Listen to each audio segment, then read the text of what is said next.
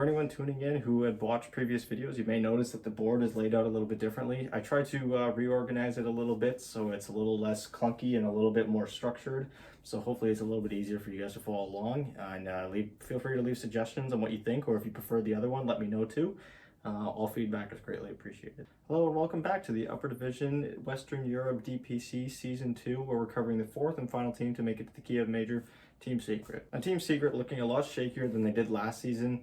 Really raised a lot of people's concerns because they've been so strong and dominant for the past year. And now when this is the last set of games in Major before TI-10, they're starting to look shaky. I think it's a little bit less to worry about than people are thinking. They already clinched themselves a spot at TI-10 regardless of where they placed in this season and regardless of if they made it to the Major or not. So they're the only Western European team to have an official spot clinched for TI-10. So I think these guys were just kind of taking this as an experimental run. They did a lot, like how I was talking about yesterday in Team Nigma's review with Kuroki, where Kuroki had played 7 different heroes in his first 8 games, where he was really testing the field, trying to feel out the meta a little bit.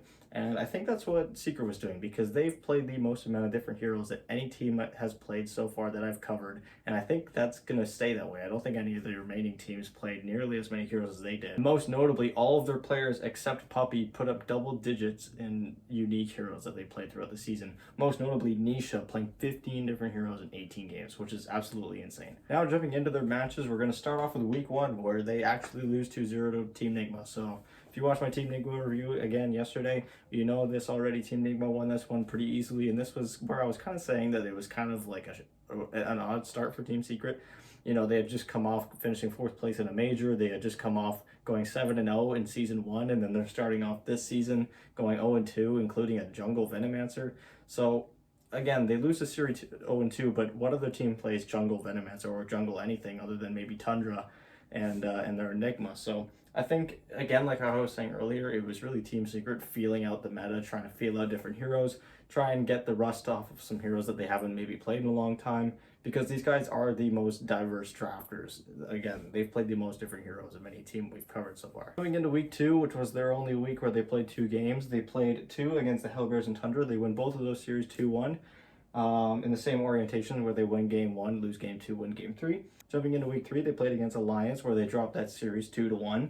Following that, they played against OG, where they actually lose that series 2-0, which is a bit weird because OG was also having a very off season. You know, it was on his first season back since his TI-9 performance, so I don't think anyone was really expecting a lot, but at the same time, everyone was kind of expecting a lot. And for them to have almost been relegated to the lower bracket, and they didn't clinch a top 12 spot in the DPC, which means they're going to have to play in the European qualifiers for that last spot in the European region for TI-10. So despite them not doing so hot, they still win this series against Team Secret, winning that one 2-0. And then following that, Team Secret plays against Team Liquid, where they win that series 2-1. And then they finish off their season in week 6 playing against Brame. They win that series 2-0. Now, despite putting up the same win record as Team Nigma, going 4-3, these guys actually put up a 9-9 individual game record, whereas Nigma put up 11-7. So they did have a pretty significant win percentage there, whereas Team Secret, they won the same amount of games that they lost. Seeing their win rates here might be a little bit more telling of what they would actually like to play. Whereas when we were looking at like Alliance and Liquid, these teams were winning most of their games. It was very easy to see that they were just kind of winning on all fronts. Whereas with Team Secret here, where they have a middle of the road record, we can kind of see if it shows up more or less, and it really kind of doesn't. Everything seems to fly down the middle. I can tell you for a fact though, these guys preferred Radiant. They played way more games on Radiant and Dire, which tells me that every time they had the chance to choose, they would choose Radiant, which is another thing that we were talking about yesterday with Team Nigma, where some teams were preferring Dire, some teams were preferring Radiant, and it looks like these guys were on the Radiant train. Looking at their win rates, they actually played 12 games on Radiant. Out of their 18, they go 5-7 there with a 42% win rate. Going into Dire, they win 4 out of 6 of those, so they actually put up a positive win rate on Dire, despite choosing Radiant in 2/3 of their games. Following that, in their first pick, they go 3-4 for a 43% win rate, and their last pick going 6-5 for a 55% win rate. So no win rates really jumping out. You could say that the 67 is a little high, but that's only based on 6 games, so the sample size is pretty small. Now this is where it gets a little bit tricky, because when you're talking about combinations of first pick and Radiant or last pick Dire or anything like that, the sample sizes become considerably smaller, which means that the results can be a little bit misleading. For example, on first pick and Radiant, they went 0-3. So they only played 3 games on first pick and Radiant, but they lost all of them. Following that, we see last pick Radiant, they go 5-4, so they go positive there, 56% win rate. Following that, they go first pick on Dire. They actually did very well in there, but again, very small sample size. 4 games, they go 3-1. And finally, last pick Dire, they go 1-1, so 50% down the middle. Now looking at their game ones, again, a very similar pattern to Team Alliance and Team Nigma, where they drop 4 out of 7 of their game ones. Team Secret looked really shaky in most of their series. In the 4 series that they lose game 1, they lose 3 of those series. So it seemed like it was pretty important for Team Secret to win game 1 if they wanted to win the rest of the series. And they actually put up the exact same record for game 2s as well, 3-4.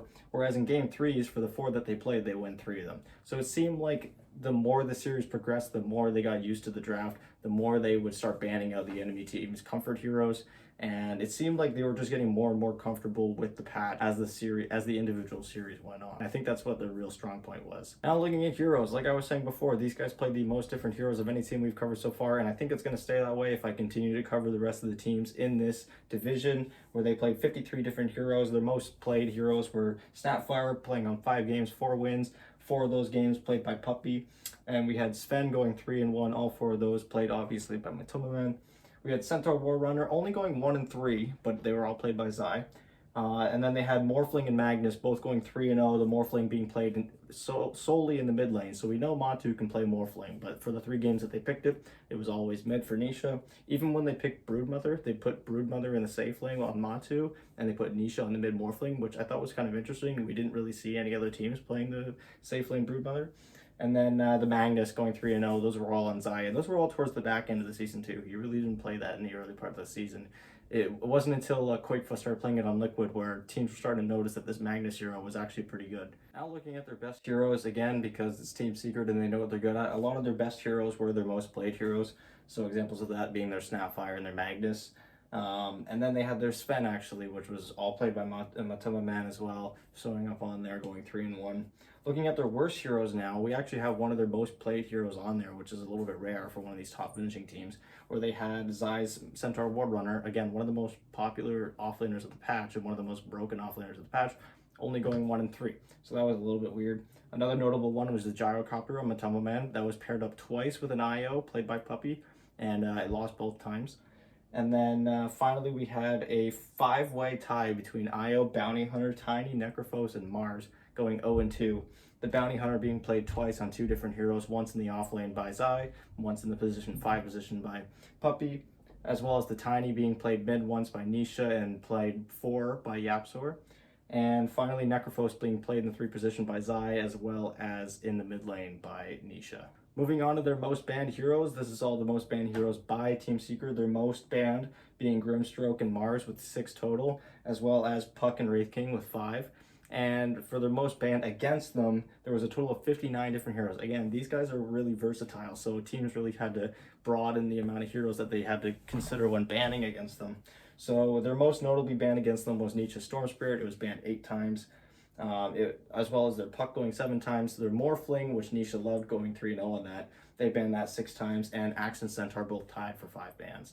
When you think about player-hero combinations like GH and IO or Insania's Oracle, you really think about how teams have to first phase ban those heroes, specifically GH's IO, every single game. So that's a bit of an advantage there. If you're playing against them and you don't have first pick, you automatically have to waste one of your bans on IO. And in a season where the first 3 weeks had Beastmaster just absolutely reigning terror, people playing against Team Nigma had to ban Beastmaster and IO every single series, or else they risked getting absolutely stomped. Whereas with Team Secret, because they have such a diverse and huge hero pool, they don't really have the benefit of having the other team have to waste a ban in the first phase, taking away one of their only 2 bans in the first phase because they have such a huge hero pool. But the benefit of this is that they usually very rarely get cornered in a draft, where they get stuck somewhere where you don't really know what they're going to pick, or they have a pick that just really doesn't fit the draft at all. So it really is a double-edged sword when it comes to having a hero like a player like GH who can just play this IO into anything,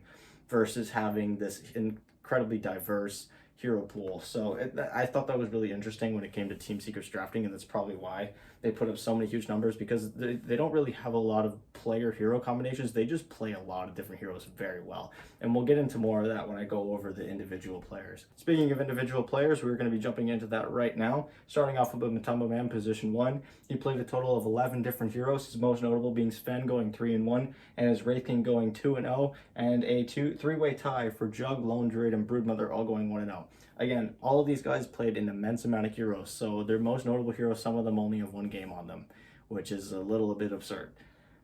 His average net worth was 21.2k, putting up an average GPM XPM of 615, 663, and because it's Matumbo Man and he's always memeing, he keeps a KDA of 420. Looking now at Nisha, he actually played the most amount of different heroes on the entire team with a total of 15 and 18 games, which is absolutely absurd. He played 15 different heroes in 18 games, and his top 2 were the only 2 heroes that he played more than once, being Morphling going 3-0 and Beastmaster mid near the start of the patch when he was absolutely broken. He played him and went 2-0.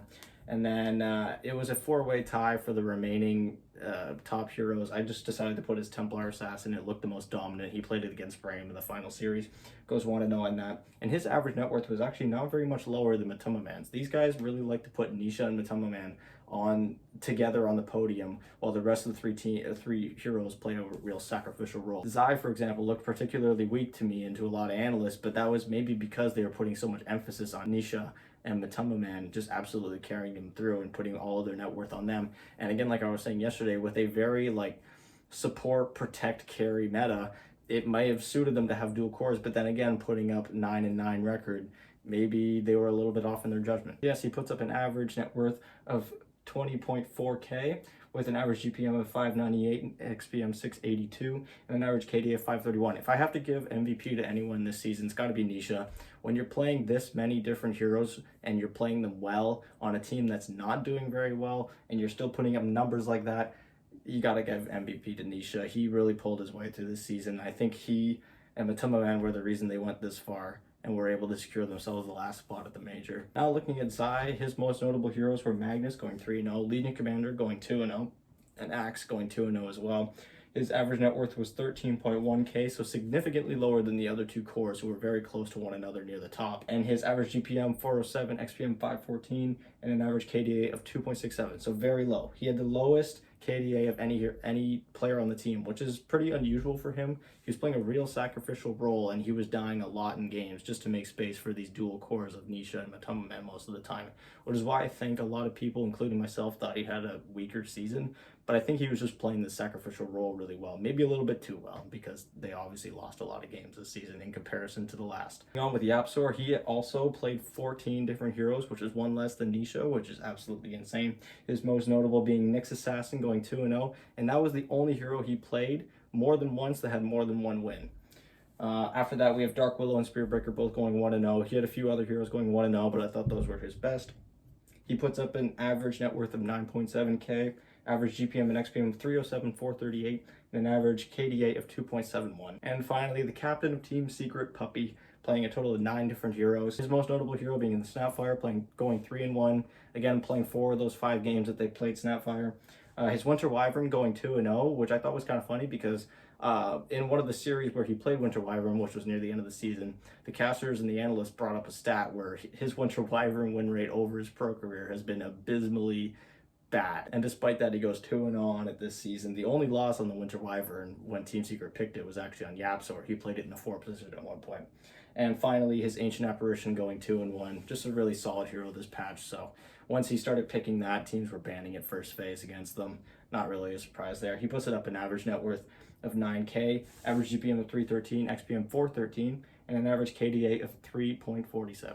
Now ending off with some team stats. I know they might be a little hard to see because there's some glare, so I apologize for that.